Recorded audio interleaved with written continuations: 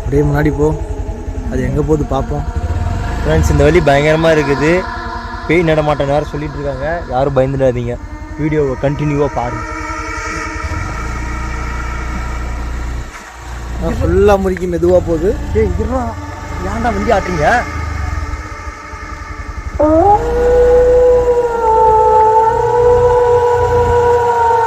ஒரே காடை இருக்கு.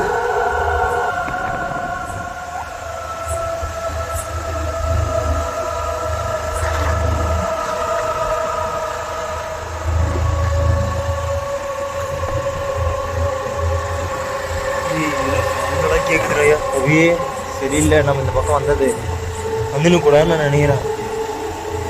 நீ என்ன நினைக்கிற? நானும் அதை தான் நினைக்கிறேன். ஃப்ரெண்ட்ஸ், நம்ம அங்கேருந்து இங்கே வந்திருக்கிறோம்.